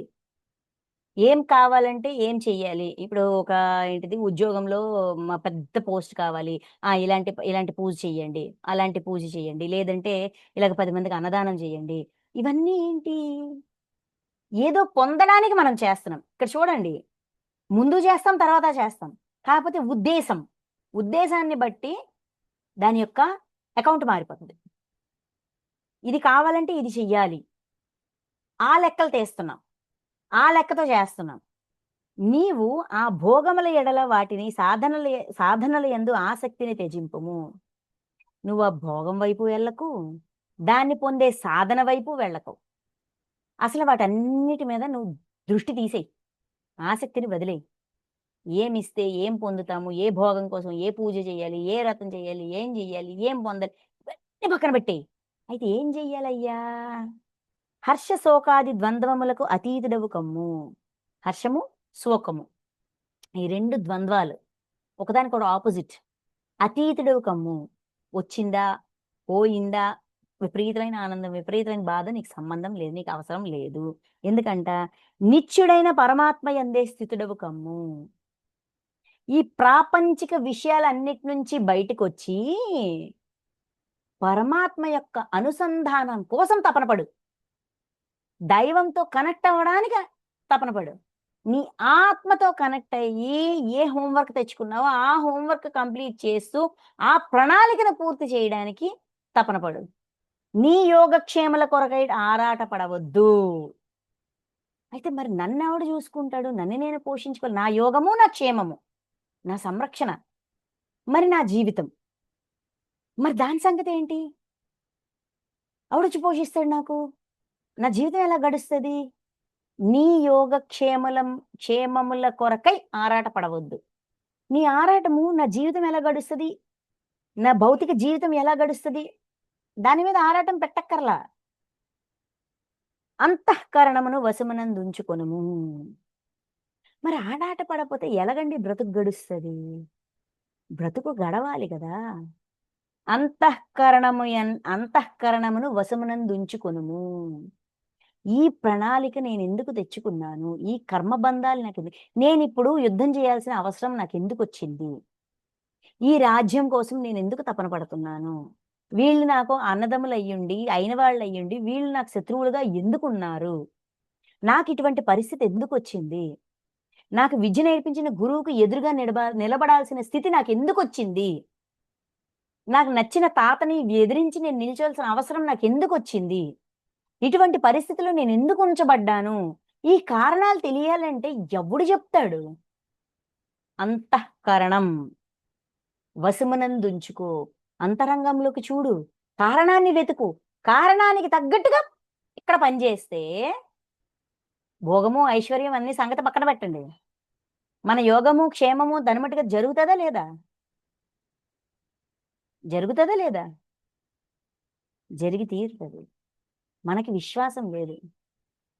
చూడండి, గాలిలో దీపం పెట్టాను, భగవంతుడే చూసుకుంటాడు అనేది ఒక విశ్వాసం. గాలిని దేవుడు చాపుతాడా, నువ్వే కదా అడ్డు పెట్టాలి అనేది ఒక విశ్వాసం. నేను చేస్తేనే ఇక్కడ ఏమైనా జరుగుతాది అనేది అహంకారం. నాకు విశ్వాసం ఉంది, నన్ను కన్న దైవం, నన్ను పుట్టించిన దైవము, నాకు తోడు నీడగా ఉన్న దైవము నా తపనని అర్థం చేసుకొని నాకు సహాయం చేస్తాడు అనేది విశ్వాసం. ఒక్కొక్కరి నమ్మకం ఒక్కొక్కలాగా ఉంటుంది, అది వాదన అంతే. బట్ ఎలా ఉండాలి? అంతఃకరణాన్ని వశమునందు ఉంచుకుంటే మన మన మన లెక్కలబ్బా, ఇంకా సింపుల్గా చెప్పాలంటే లెక్క చూసుకుంటే పరిస్థితి అర్థమవుతుంది. అప్పుడు ఆ పరిస్థితిలో ఎలా ప్రవర్తించాలో తెలిసిపోతుంది. అదే కదా మన క్షేమం. మనల్ని మనం ఇంకొన్ని కొత్త కర్మల్లో ఇరికించుకోవడం క్షేమమా? ఆల్రెడీ తెచ్చుకున్న కర్మబంధాల నుంచి మనల్ని మనం విడుదల చేసుకోవడం క్షేమమా? ఆ క్షేమాన్ని మనం ఏం చేస్తున్నాం? భౌతిక ప్రపంచంతో కనెక్ట్ అయ్యి ఇదే క్షేమము అని లెక్కలేస్తున్నాం. నువ్వు భౌతిక ప్రపంచపు క్షేమము, యోగము కాదు. అంతరంగ ప్రపంచపు యోగకు క్షేమం కోసం తపనపడు. అందుకని ఇదయ్యా నువ్వు జేయాల్సింది. సకామ కర్మ కాదు, నిష్కామ కర్మ చెయ్యాలి అని చెప్తున్నారు. చెప్తూ 46 అన్ని వైపులా జలములతో నిండియున్న మహా జలాశయము అందుబాటులో ఉన్నవానికి చిన్న చిన్న జలాశయముల వల్ల ఎంత ప్రయోజనమో, పరమాత్మ ప్రాప్తినంది పరమానందమును అనుభవించు బ్రహ్మజ్ఞానికి వేదముల వలన అంతియే ప్రయోజనము. 4 వైపులా మహా జలాశయం ఉంది. చాలా పెద్ద వాటర్ బాడీ ఉంది. వాడికి చిన్న చిన్న జలాశయాలతో ఏంటి సంబంధం? వాటి యొక్క ప్రయోజనం ఏమైనా ఉందా? అంటే మనిషి అనేవాడు నీళ్ళు లేకుండా బతకలేడు. తాగడానికో, స్నానానికో, పానానికో మన్నిటికి నీటి అవసరం బాగా ఉంది. ఒక వ్యక్తి దగ్గర నిరంతరము అంటే సంవత్సరం పొడవుగునా ఎల్లకాలము మంచి నీటిని అందించే ఒక జలాశయం ఉందనుకున్నాం. ఒక నదో, సరోవరమో ఏదోటి ఉందనుకున్నాం. అయ్యో! నాకు నీరు లేవే అనే బాధ వాడికెప్పుడైనా వస్తదా? అదొక సమస్యగా ఉండదా? ఉండదు కదా! అదే విధంగా పరమాత్మ ప్రాప్తి అంది పరమానందాన్ని అనుభవించు బ్రహ్మజ్ఞానికి వేదముల వలన అంతియే ప్రయోజనము. ఎప్పుడైతే నా వాస్తవానికి నేనే సృష్టికర్తని, నాకు కావలసిన సత్యం నాకు బ్రహ్మాండం నుంచి అందించబడతది. ఆ దైవం నాకు సహాయం చేస్తుంది. నేను దైవంగా మారడానికి అనే అవగాహన ఉన్నవాడికి చిన్న చిన్న సమస్యలు ఏమీ చెయ్యలేవు. చిన్న చిన్న సంతోషాలు వాడిని సాటిస్ఫై చేయలేవు. వాడి టార్గెట్ హైలో ఉంటది. ఏ దేన్ని పొందడానికి, ఏది తెలుసుకోవడానికి వచ్చానో దాని మీదే దృష్టుంటది. ఇవన్నీ అర్జునుడికి ఎందుకు చెప్తున్నారు? ఎందుకంటే అర్జునుడి దృష్టిలో ఒక ఏకాగ్రత ఉంటది. దాన్ని ఎటువైపంటే అటువైపు మళ్ళించడమే ఏమంటాము మనం సెలెక్ట్ చేసుకున్న మాస్టర్ పని. అందుకే ఈ మాస్టరు ఆ స్టూడెంట్‌కి కావాల్సిన మార్గనిర్దేశకత్వం అనేది అందిస్తున్నారు. గురి పట్ గురి వైపే లక్ష్యం వైపే గురుంటది. అయితే నీ లక్ష్యం అది కాదు నాయనా ఇది అని ఎప్పుడైతే లక్ష్యం ఇది అని చూపించగలుగుతారో, గురి ఇటువైపు మళ్ళిద్దా లేదా? అన్ని వైపులా జలములతో నిండియున్న మహా జలాశయము. విశ్వమంతా కూడా నాకు సహాయం చేస్తుంది. పరమాత్మ ఏ డైరెక్షన్ నుంచైనా సరే నాకు సహాయం అందిస్తారు. నా డౌట్స్ క్లారిఫై చేస్తారు. నాకు కావాల్సింది నేను ఎందుకు ఈ పరిస్థితిలో ఉన్నాను? ఏంటి అనేది తెలుసుకోవాలంటే నాకు సహాయం అందుతది అనే ధైర్యం ఉన్నవాడు. ఆ అవగాహన ఉన్నవాడికి చిన్న చిన్న సమస్యలు ఏమీ కదపలేవు, కుదపలేవు. అదే విధంగా ఎవరైతే నిష్కామ కర్మయోగాన్ని ఆచరించే ప్రయత్నం చేస్తారో, ప్రారంభిస్తారో ఈ పరిస్థితులు ఏ లెర్నింగ్ కోసం వచ్చాయో వాడు దాని వైపు చూస్తాడు. ఆ పరిస్థితి ఇచ్చే బాధ వైపు చూడడు. ఆ పరిస్థితి వల్ల వచ్చే సమస్యని చూడడు. ఆ పరిస్థితిని లెర్నింగ్‌గా మార్చగలిగిన వాడికి ఎంత పెద్ద భయంకరమైన సమస్య అయినా కూడా అది వాడిని కదపలేదు, కుదపలేదు. అందుకే బ్రహ్మజ్ఞానికి వేదముల వలన కూడా అంతియే ప్రయోజనము. భోగాలు అవసరం లేదు గదా! ఇప్పుడు. అనుభవించానయ్యా. చాలా జన్మల్లో నేను భోగైశ్వర్యాలన్నిటిని అనుభవించాను. ఇంకా భోగమేనా? కాదు కదా! ఇప్పుడు నాకు జ్ఞానం గావాలా? జ్ఞానమిచ్చే ఆనందం నాకిప్పుడు భోగం ఇవ్వట్లేదు. సో, నాకు సంబంధం లేదు. నాకొద్దు. నాకు జ్ఞానం కావాలి. ఈ పరిస్థితి నుంచి ఏం నేర్చుకోవాలో ఆ జ్ఞానం కావాలి. అది నేర్చుకున్నానా లేదా? ఆ క్లారిటీ కావాలి. ఎంతవరకు నేర్చుకున్నాను? నాకు టెస్ట్ పెట్టండి. దృష్టి ఇటువైపు ఉన్నప్పుడు ఆ భోగాలన్నీ ఏం జేస్తాయి మనల్ని? మనల్నేమైనా కలపగలవా? కుదపగలవా? అసలు దృష్టి దాని ఆసక్తంతా ఆటోమేటిక్‌గా సహజంగా మాయమైపోద్దా లేదా? ఇది కాదు గదా! అది కదా! ఏ లెక్క తీశాను? ఏ కర్మ ఇప్పటి వరకు ఎన్ని కర్మల్ని జూసుకున్నాను? అందులో ఉన్న గుణాన్ని ఎంతవరకు మార్చాను? దాని యొక్క ఫలితాన్ని నా వల్ల బాధపడ్డవాడిని క్షమ కోరుకుంటున్నానా లేదా? ఆ దుర్గుణాన్ని సద్గుణంగా మార్చానా లేదా? నాకు టెస్ట్ పెట్టండి. నాకు అది ఆనందాన్నిస్తుంది. నాకివన్నీ ఆనందాన్ని ఇవ్వట్లా. నా సెల్ఫ్ చెకింగు, నన్ను నేను ఉద్ధరించుకోవడం, నన్ను నేను మార్చుకోవడం ఇది నాకు ఆనందాన్నిస్తుంది. ఇది కదా బ్రహ్మ ప్రాప్తి. అది చెప్తున్నారు. చెప్తూ 47 ఇది చాలా ముఖ్యమైన శ్లోకం. కర్మ సిద్ధాంతానికి. కర్మణ్యేవాధికారస్తే మా ఫలేషు కదాచన మా కర్మ ఫలహేతుర్భూ కర్మో సంగోప్స్త జాయతే మాతే సంగోష్త కర్మణి అంటే కర్తవ్య కర్మను ఆచరించుట యందుయే నీకు అధికారము కలదు. ఎన్నటికి దాని ఫలితము యందు లేదు. కర్మఫలములకు నీవు హేతువు కారాదు. కర్మలను మానుట యందు నీవు ఆసక్తుడవు కావలదు. అనగా కర్మఫలాపేక్ష రహితుడవై కర్తవ్య బుద్ధితో కర్మలను ఆచరించు. అయితే ఇప్పుడు కర్మలను ఎలాగ ఆచరించాలి? నేను చేసే పని ఇన్ని జన్మలుగా చేస్తున్నా. ఇప్పుడు నా పనిని నిష్కామ కర్మయోగం వైపు మళ్ళించాలంటే నేనేం చెయ్యాలి? ఎటువంటి కర్మలు చెయ్యాలి? కర్మ చెయ్యాలా వద్దా? ఇది ఆన్సర్. కర్తవ్య కర్మని ఆచరించుట యందే నీకు అధికారం కలదు. ఏ లెర్నింగ్ కోసమైతే మనం ఈ పరిస్థితుల్ని తెచ్చుకున్నామో, ఆ పరిస్థితుల్లో ఉంటూ, ఆ పని చేస్తూ, ఆ లెర్నింగ్ తీసుకోవడం మీదే మనకు అధికారం ఉంది. ఎన్నటికీ దాని ఫలితం మీద లేదు. ఇక్కడ అధికారం అంటే ఏంటి? ఇప్పుడు మనం ఏమనుకుంటాము, ఇది నా కర్తవ్యము.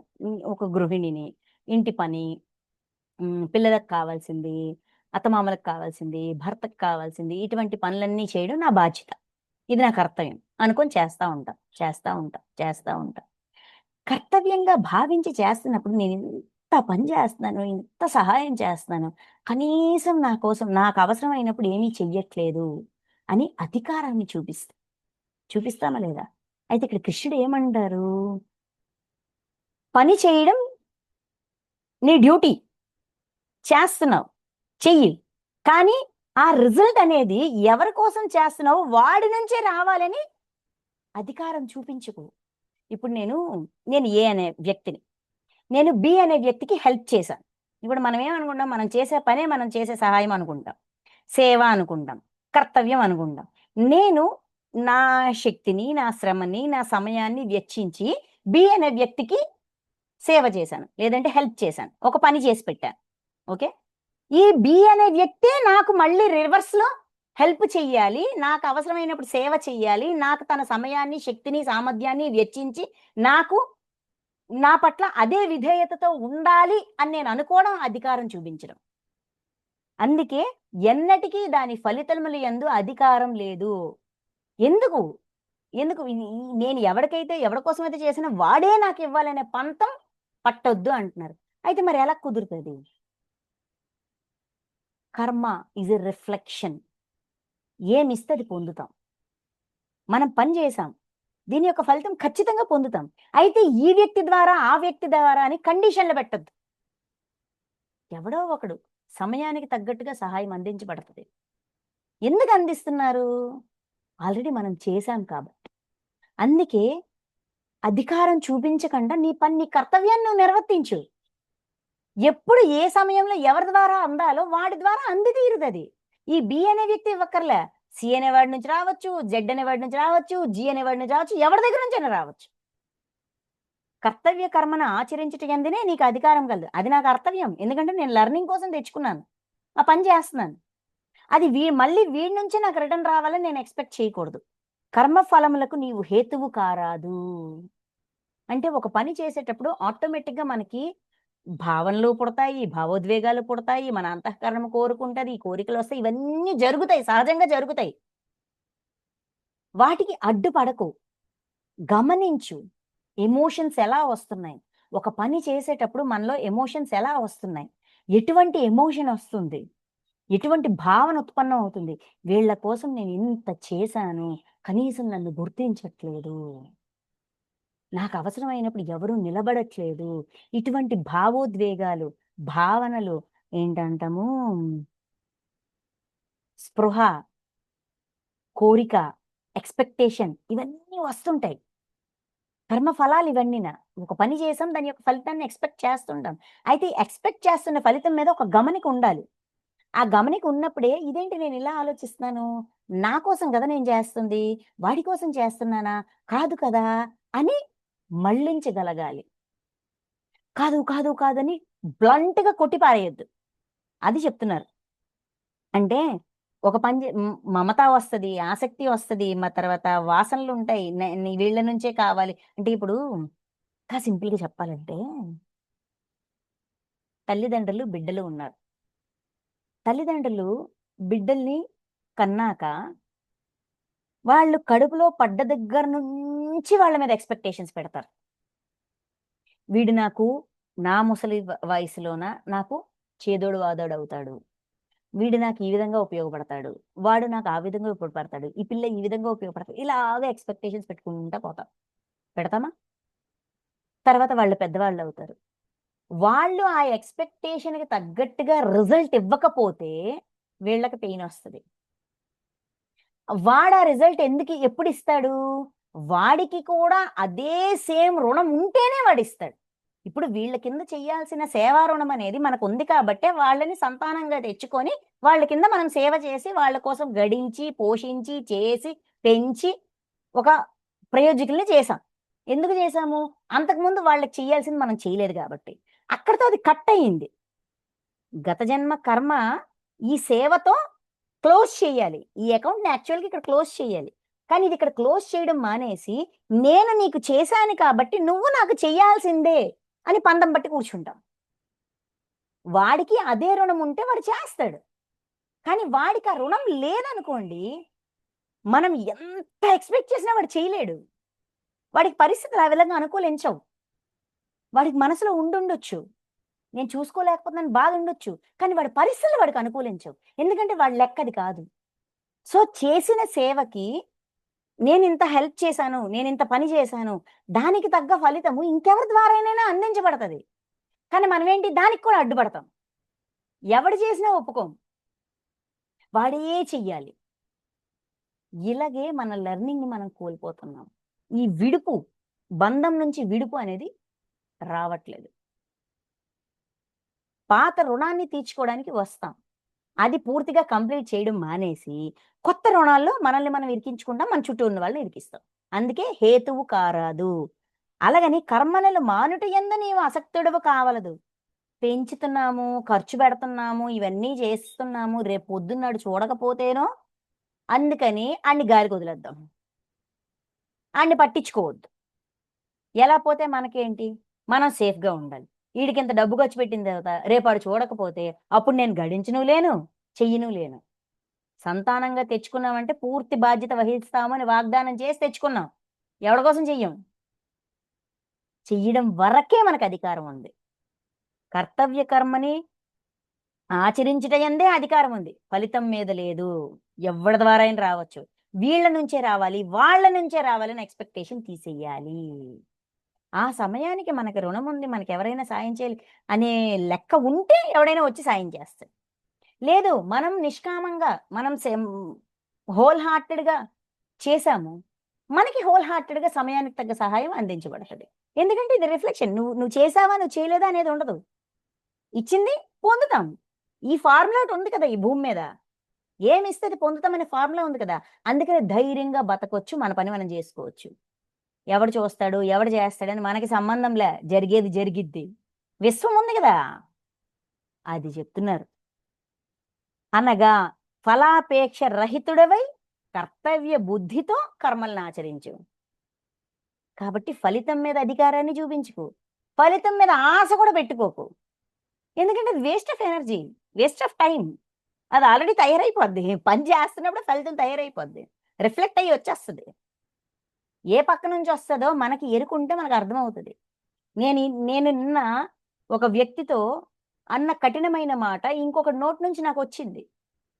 అప్పుడు నాకు కలిగిన గాయమే వాడికి ఆ క్షణం కలిగుంటదని నేనెప్పుడైతే తెలుసుకుంటానో, ఇంకోసారి ఆ మాట అన్న గదా! నేను ఎవరికైతే అన్నానో వాడే నన్ను తిట్టాలని రూల్ లేదు. ఇంకొకడు నన్ను తిట్టొచ్చు. ఇప్పుడు నా నా నా దగ్గర ఎదురు తిరిగి మాట్లాడలేని వ్యక్తిని నేను తిడతాను.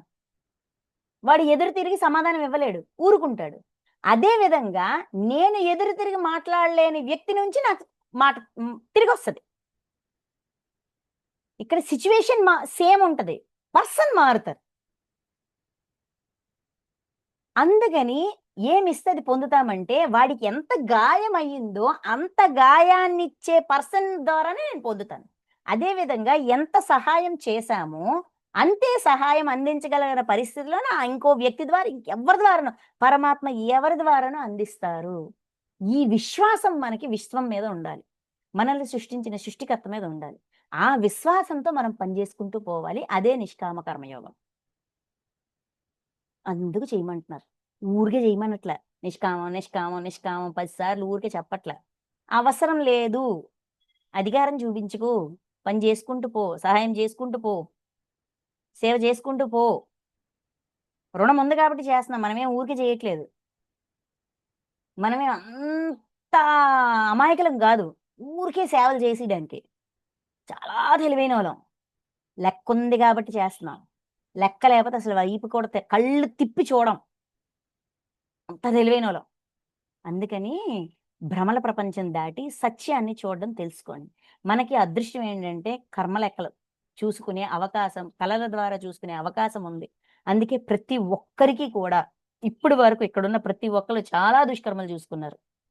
చాలా లెక్కలు చూసుకున్నారు. ఇంతకు మించిన క్లారిటీ మనకు అక్కర్లే. ప్రూఫ్ గీతలో ఉంది. మన జీవితం, మన కళల ద్వారా మాస్టర్స్ మనకి ప్రూఫ్ ఇచ్చారు. ఇంకా ఆచరించడమే మనకి తరువాయి. ఫలాపేక్ష రహితుడివై కర్తవ్య బుద్ధితో, బుద్ధిలో కర్తవ్యం మాత్రమే ఉండాలి.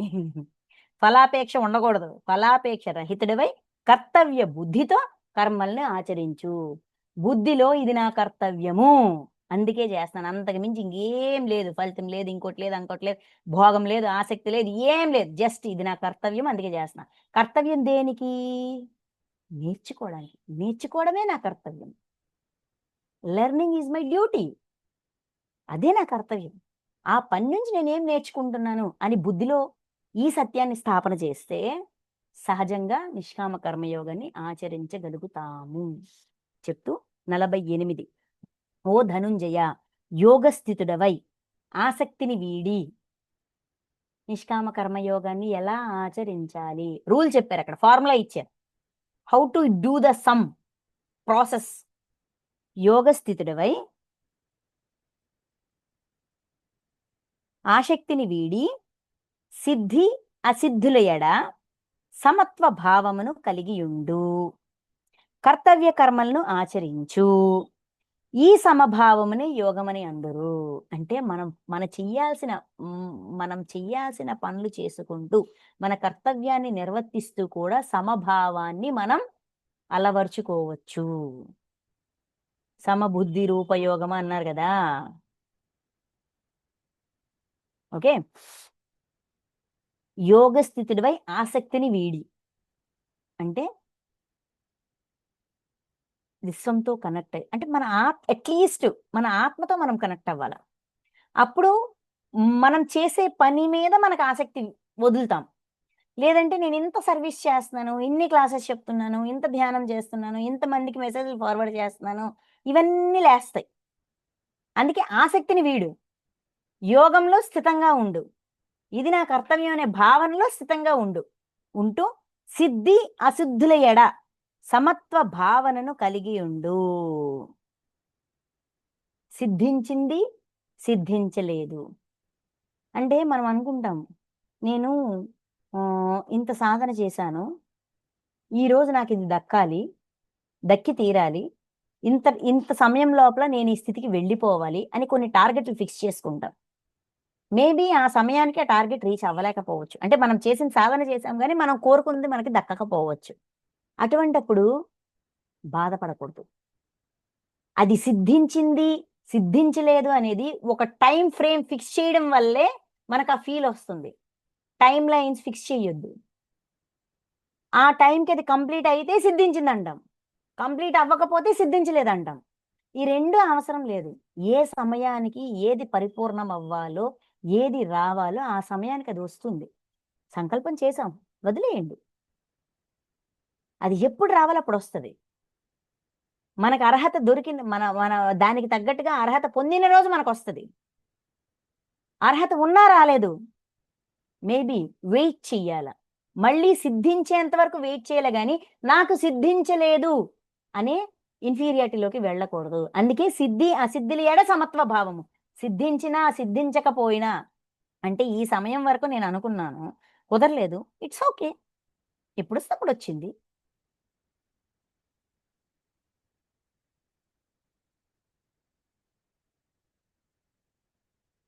సాధన ద్వారా పొందాల్సిన ఫలితము ఈ సమయానికి రాలేదు, ఇప్పుడు రాలేదు, అప్పుడు రాలేదు అని ఎక్కువగా దాని మీద ఇంటెన్షన్ పెట్టి మనలో మనం జంజాటంలోకి వెళ్ళిపోకూడదు.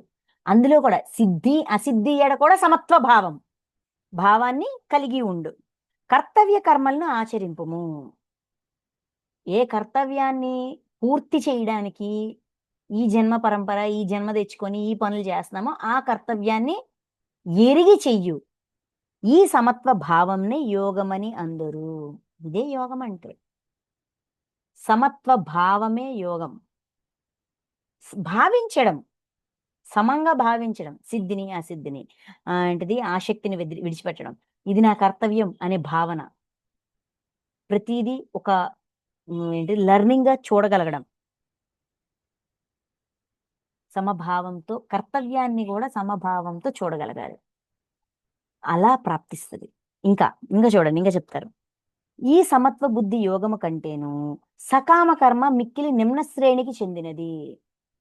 సరే, ఇంతగా సమత్వం సమత్వం సమత్వం సమానత్వం, బుద్ధిలో సమత్వం రావాలి, బుద్ధిలో సమత్వం రావాలి, ఏది కూడా నన్ను హింసించడానికో బాధ పెట్టడానికో రాలేదు, ఇది నా లెర్నింగ్ కోసమే వచ్చింది, అయితే ఇందులో ఏ లెర్నింగ్ దాగుంది అని ఆ విధంగా ఆలోచించగలగాలి, ఆ విధంగా చేయగలగాలి అని 10 సార్లు చెప్తున్నారు కదా. మరి సకామ కర్మ దేనికి పనికిరాదా? సకామ కర్మ యొక్క ఫలితం ఏంటి అంటే పాపకర్మ చేయట్లేదు, మరి పుణ్యకర్మ చేస్తున్నాం కదా, మంచి పనులు చేస్తున్నాం కదా, మరి దాని యొక్క లాభం ఏమీ లేదా, దాని సంగతి ఏంటి అని మనకు అనిపించవచ్చు కదా. దానికి చెప్తున్నారు, ఈ సమత్వ బుద్ధి యోగము కంటేను సకామ కర్మ మిక్కిలి నిమ్న శ్రేణికి చెందినది. లో లెవెల్ సకామ కర్మ అనేది లో లెవెల్, ఎందుకంటే ఫలితాన్ని ఆశిస్తాం, ఆ ఫలితం ఆ పలానా పర్సన్ దగ్గర నుంచి రాకపోతే వాడి మీద గొడవ ఆడతాం, ద్వేషం పెంచుకుంటాం, కోపం పెంచుకుంటాం, శత్రుత్వంలోకి వెళ్తాము, మనల్ని మనం డిగ్రేడ్ చేసుకుంటాం. చేస్తామా లేదా? పాత గుణాలన్నీ లేస్తాయి, లేసి మనల్ని ఇంకొంచెం కొత్త కర్మల్లో ఇరికించుకుంటాం. కావున ఓ ధనంజయ, నీవు సమత్వ బుద్ధి యోగమునే ఆశ్రయింపుము. అందుకే సమత్వ బుద్ధి, బుద్ధిలో సమానత్వాన్ని పెట్టు. ఎవడు ఎక్కువ కాదు, ఎవడు తక్కువ కాదు. ఇప్పుడు ధ్యానం చేస్తున్నంత మాత్రం నేను గొప్పదాన్ని కాదు, ధ్యానం చేయనంత మాత్రం నా ఫ్యామిలీ మెంబర్స్ తక్కువలు కాదు.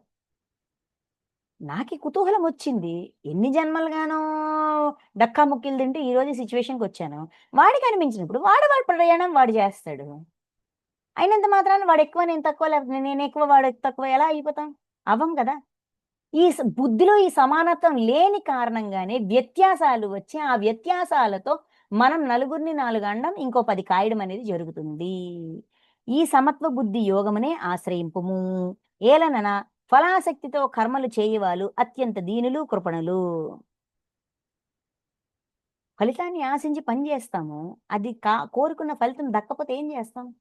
అయితే రివెంజ్ వైపు వెళ్తాం, లేదంటే నాకు చేత కాదు అని ఇన్ఫీరియారిటీలోకి వెళ్తాం. అత్యంత దీనులు కృపణులు. ఎదుటి వాళ్ళు చాలా హీనులు దీనులు అనే కోణంలో చూసి వాళ్ళ మీద రివెంజ్, ప్రతీకార వాంఛ లేస్తది కదా. ఆ రోజు నేను కోరాను, నీకు ఇంత చేశాను, నువ్వు చేయలేదు, ఈ రోజు నీకు పరిస్థితి ఉంది, మంచిదయింది, ఇప్పుడు తెలుస్తుంది నా బాధ నీకు. అది ఎటువంటి గుణం అండి అది? ఎప్పుడైనా నేను పడ్డ కష్టం ఇంకోటి పడకూడదు, నా వల్ల పడకూడదు అనుకోవడం ఒక టైప్ ఆఫ్ మైండ్ సెట్. నేను పడినప్పుడు, నేనింత చేసినప్పుడు నువ్వు నన్ను పట్టించుకోలేదు, ఇప్పుడు నిన్నెవడు పట్టించుకోవట్లేదు కాబట్టి ఇప్పుడు నీకు తెలుస్తది నా బాధ అని ఒక ఏమంటాము వ్యతిరేకతతో చూడడం. దీనత్వం, కృపణత్వం. అందుకే సకామ కర్మ వద్దు అని చెప్పేది. ఎందుకంటే మళ్ళీ మన పాత వాసనలు టచ్ చేసేస్తాం. నేను మంచి పని చేసినా కూడా నాకు తగ్గ ఫలితం రాలేదు, నేను మరి మంచి పనులు చేయను, నేను దుర్మార్గాలే చేస్తా. ఇది మనం ఎలా నేర్చుకోవచ్చు అంటే, మోహన్ బాబుది ఒక మూవీ ఉంటది, వాళ్ళ నాన్న అన్ని దానాలు చేస్తారు, కాకపోతే ఇంకొక అతను ఉంటాడు. దాన్నంతా మార్చేస్తాడు. అతను చనిపోయిన తర్వాత అదే ఏవో డాక్యుమెంట్లు అన్నీ మార్చేసి, అప్పులు తీసుకొని దానాలు చేశాడు, మంచోడు కాదు అని ఇది అని చెప్పి ఊరోళ్ళందరూ అతన్ని తిడతారు. ఇంత చేస్తే మీరిలా చేస్తారా అని చెప్పి కొడుకేం చేస్తాడు? వ్యతిరేకతలోకెళ్తాడు. మేము మంచి చేశాం కాబట్టి మమ్మల్ని మెచ్చుకోవాలి, మమ్మల్ని అర్థం చేసుకోవాలి, మా పట్ల తప్పుడు అభిప్రాయంతో ఉండకూడదు అని సకామ కర్మ ఫలితాన్ని ఆశిస్తది. అటువంటి ఫలితం దక్కనప్పుడు వ్యతిరేకతలోకి వెళ్ళి ఎవరెవరికైతే ఆ పొలాల్ని డొనేట్ చేశారో వాళ్ళందరి దగ్గర నుంచి బలవంతంగా లాక్కుంటారు. ఇది మేము దానంగా ఇచ్చింది, మా నాన్న దానంగా ఇచ్చాడు, నాకు కావాలని చెప్పి ఇలా లాక్కుంటారు. ద్వేషం వచ్చిందా? ద్వేషంలోకి వెళ్ళామా? వ్యతిరేకతలోకి వెళ్ళామా? హింసలోకి వెళ్ళామా? ఇవన్నీ ఎక్కడివి? పూర్వజన్మ వాసనలు. ఆ పూర్వజన్మల వాసనలు మార్చడానికి మనకు గడ్డు పరిస్థితులు ఉంటేనే మార్చగలం. ఆ గడ్డు పరిస్థితి మనం కోరుకుంటే వచ్చిందే. అటువంటప్పుడు సహనంతో, ఓర్పుతో దాని సత్యాన్ని చూడగలిగిన రోజు ఇటువైపు తిరుగుతాం. చూడలేని రోజు అటువైపు తిరుగుతాం. అందుకే నిష్కామంగా నువ్వు పని చేసిన రోజు నువ్వు ద్వేషం వైపు వెళ్ళవు. ఫలితాన్ని ఆశించి చేసిన రోజు ద్వేషం వైపు వెళ్తాము, వ్యతిరేకత వైపు వెళ్తాము. లేదంటే ఇన్ఫీరియారిటీలోకి వెళ్ళిపోయి మనల్ని మనమే భూషించుకొని మనల్ని మనమే అది తట్టుకోలేక అయితే మనల్ని మనం చంపుకుంటాం, లేకపోతే ఎదుటోడిని చంపుతాం. అందుకని సకామ కర్మ నిమ్న శ్రేణికి చెందినది. ఫలితాన్ని ఆశించి మంచి పనైనా సరే ఫలితాన్ని ఆశించి చేయకు. అందుకే దానాల్లోన సాత్విక దానం, రాజస దానం, తామస దానం అంటారు. ఇది నా కర్తవ్యాన్ని భావించి ఫలితాన్ని ఆశించకుండా, దేశకాల మాన పరిస్థితుల్ని కూడా పట్టించుకోకుండా, వీడు అర్హుడా కాదా అని ఏ కండిషన్స్ లేకుండా చేసే దానం సాత్విక దానం. నేను ఈరోజు దానం చేస్తే రేపొద్దున నాకు ఫలితం వస్తదని ఆశించి చేసేది రాజస దానం. దేశంతో, కాలంతో సంబంధం లేకుండా అతడివాడికి కావాలా, వద్దా అని పరిగణ కూడా లేకుండా దానం పుచ్చుకునేవాడి పట్ల గౌరవము కూడా లేకుండా చేసే దానము తామస దానం. ఎలా ఉండాలి? సకామ కర్మ, నిష్కామ కర్మ. ఏది బెటరు? మళ్ళీ మనలోని దుర్గుణాలని లేపి దాన్ని పోషించే సకామ కర్మ కావాలా? మనలోని దుర్గుణాల్ని సద్గుణాలుగా మార్చుకునే అవకాశాన్నిచ్చే నిష్కామ కర్మ చెయ్యాలా? అటువంటి నిశ్చయాత్మక బుద్ధిలో మనం ఉండాలా? ఇది మనం డిసైడ్ చేసుకోవాలి. అందుకే అర్జున నువ్విలా ఉండొద్దు అని చెప్తూ 50 సమత్వ బుద్ధి యుక్తుడనైన వాడు. సమత్వ బుద్ధి యుక్తుడు అంటే బుద్ధిలో సమానత్వాన్ని పెట్టుకున్నవాడు. పుణ్య పాపములు రెండింటిని ఈ లోకమునందే త్యజించును. అంటే తాను చేసే మంచి పని యొక్క ఫలితాన్ని కూడా పట్టించుకోడు. పాపాన్ని కూడా వదలడం అంటే ఏంటి? నాకు ఈ అవకాశము గత జన్మ కర్మల్ని మార్చడానికి, దుష్కర్మని సత్కరంగా మార్చడానికి వచ్చింది ఈ అవకాశం అని దాన్ని ఎలా చూస్తాడు? చేసిన మంచి పనిని లెర్నింగ్‌గా మార్చుకోవడానికి దొరికిన అవకాశంగా చూస్తాడు. ఈ లోకమునందే త్యజించును అనగా కర్మఫలములు వానికి అంటవు. పాత అకౌంట్ క్లోజ్ చేస్తాడు. కొత్త అకౌంట్ ఓపెన్ చేయడు. సో, లెక్క క్లియర్ అవుతుంటది. కనుక నీవు సమత్వ బుద్ధి రూప యోగమును ఆశ్రయింపుము. అందుకేనయ్యా సమత్వ బుద్ధి రూప యోగం నేను సమత్వ బుద్ధిలో సమానత్వాన్ని పెట్టుకో. ఇటువంటి సాధనే చెయ్యి. అంటే నేను చేసే ప్రతి పని కర్తవ్యం దాటి, సేవ దాటి ఇది నా ప్రాయశ్చిత్తం అనే భావనతో చేసిన రోజు మనం ఎక్స్‌పెక్టేషన్స్ నుంచి చాలా దూరం వెళ్తాం. చిన్న ప్రాయశ్చిత్తం. ఈ సృష్టిలో ఎంతమందికో ఎంతో వేదనని, ఎంతో హింసని, ఎంతో శారీరక, మానసిక, ఆర్థిక బాధలనిచ్చాను కాబట్టే ఈరోజు నేను ఈ పరిస్థితిలో ఉన్నాను. ఆ పరిస్థితిని మార్చడానికి ప్రేమతో, కరుణతో, సహనంతో, క్షమతో నేను ఈ పరిస్థితుల్లో ఉంటూ దీన్ని నేను నేర్చుకోవాలి. ఇలానే ఉండాలి. ఇంత ప్రేమతో ఉండాలి. పరిస్థితులు నాకు అనుకూలించినా, అనుకూలించకపోయినా నేను స్వీకరించగలగాలి.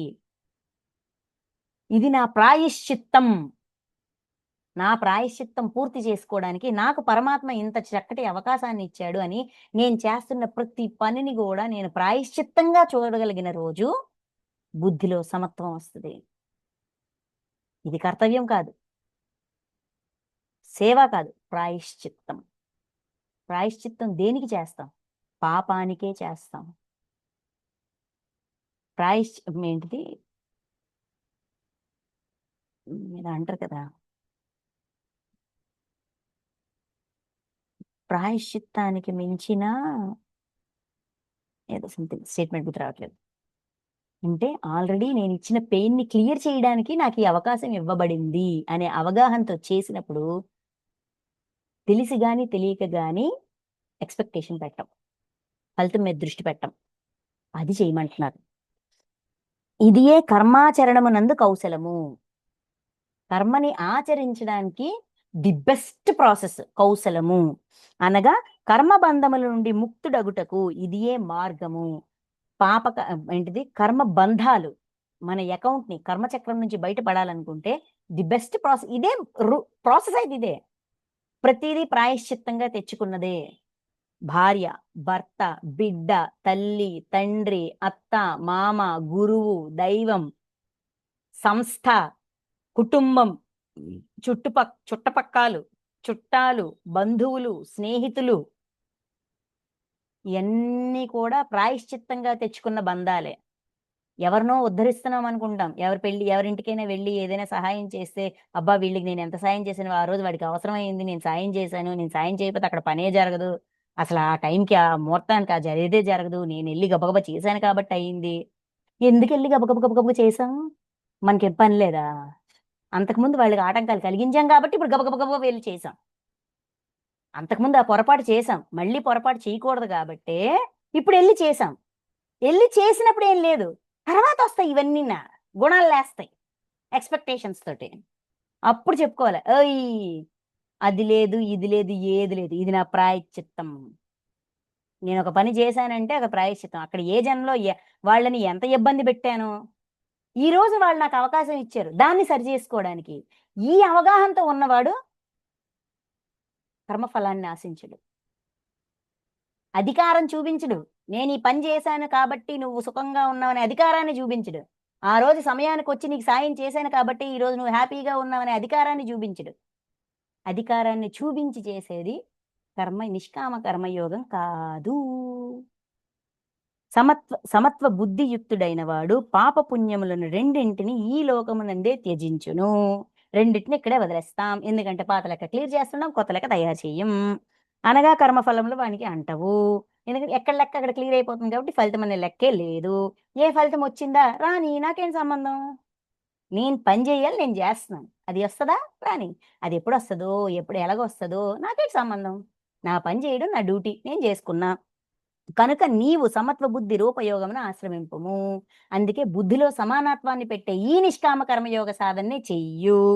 ఇదియే కర్మాచరణము కౌశలము. కర్మని ఆచరించుట యందు కౌశలము ది బెస్ట్ ప్రాసెస్ అనగా కర్మబంధముల నుండి ముక్తుడగుటకు ఇదే మార్గము. కర్మబంధం నుంచి విడుదల పొందాలనుకుంటున్నావా, ఇదే మార్గం అని చెప్పి ఏలనన దానికి మళ్ళీ రీజన్ ఇస్తున్నారు చూడండి 51. ఏలనన సమబుద్ధి యుక్తులైన జ్ఞానులు కర్మఫలములను త్యజించి, ఎవరిలోనైతే సమబుద్ధి ఉందో, అంటే నేను నా కోసం చేస్తున్నాను, ఇది నా ప్రాయశ్చిత్తం అనే భావనతో, నా లెర్నింగ్ కోసం, నా లెక్క క్లియర్ చేస్తూ నేర్చుకోవడం కోసం నేను చేస్తున్నాను, ఎవడి కోసమో నేను చెయ్యట్లేదు, నా కోసమే నేను చేస్తున్నాను అనే సమానత్వం. నేను దైవంగా మారడానికి నాకు దొరికిన అవకాశం, ఇటువంటి భావనతో, ఇది నా ప్రాయశ్చిత్తం అనే భావనతో సమబుద్ధి యుక్తులైన జ్ఞానులు. జ్ఞాని యొక్క లక్షణం సమత్వ బుద్ధి. కర్మఫలములను త్యజించి జనన మరణం బంధముల నుండి ముక్తులయ్యెదరు. ఏమిస్తుంది పొందుతామనే అవగాహన ఉన్నవాడు ఇవ్వడం మీద దృష్టి పెడతాడు కానీ పొందడం మీద దృష్టి పెట్టడు. అందుకని జనన మరణముల బంధముల నుండి కూడా ముక్తి అవుతాడు. జన్మ మృత్యువు, జన్మ తీసుకున్నాం కాబట్టి మృత్యు వస్తుంది. అది వచ్చే లోపల నా హోంవర్క్ నేను కంప్లీట్ చేయాలా, అది వచ్చినప్పుడు వెళ్ళిపోదాం, ఈజీగా తీసుకుంటారు. అంతేగాక వారు నిర్వికారమైన పరమ పదమును పొందురు. నిర్వికారమైన, వికారాలు లేని, కోపాలు, ద్వేషాలు, రకరకాల భావనలు, భావోద్వేగాలు లేని పరమ పదము, పరమానందాన్ని పొందుతాము. మోహమనడి ఊబి నుండి పూర్తిగా బయటపడినప్పుడే నీవు వినబోవు ఇహపరలోక సంబంధమైన సమస్త భోగముల నుండి వైరాగ్యములు పొందగలవు. నేను నాది అనే మోహాన్ని వీడిన రోజు, భయము బెంగ అనే మోహాన్ని వీడిన రోజు పూర్తిగా బయటపడినప్పుడే నీవు వినబోవు ఇహపరలోక సంబంధమైన సమస్త భోగముల నుండి, అంటే ఇహానికి సంబంధించిన భోగాలు అంటే ఈ భౌతిక ప్రపంచంలో భోగాలు కావాలి, హ్యాపీ లైఫ్ కావాలి. ఇక్కడ చేసిన పుణ్యాల వల్ల పరలోకంలో కూడా స్వర్గప్రాప్తి కావాలి. ఈ మైండ్ సెట్ పక్కన పెట్టి వైరాగ్యము పొందగలవు. ఎప్పుడైతే మోహాన్ని వీడుతామో అప్పుడే నిష్కామ కర్మ చేయగలం, నిష్కామ కర్మ యోగాన్ని ఆచరించగలం. ఎప్పుడైతే నిష్కామ కర్మ యోగాన్ని ఆచరిస్తామో అప్పుడే ఇహపర భోగాల నుంచి వైరాగ్యం వస్తుంది. కాబట్టి మోహము ఉబి లాంటిది, బయటికి రానివ్వదు, ఇంకా లాగేస్తుంది, ఇంకా లాగేస్తుంది, ఇంకా లోపలికి లోపలికి లోపలికి లోపలికి లాగుతుంది. కాబట్టి నేను మోహంలో ఉన్నాను అనే ఎరుక తెచ్చుకోవాల్సిన బాధ్యత ఎవరిది? నాదే. మాస్టర్ సంకేతాలు ఇస్తారు, బట్ క్యాచ్ చేయగలగాలి కదా. అందుకే నిరంతర ఎరుక.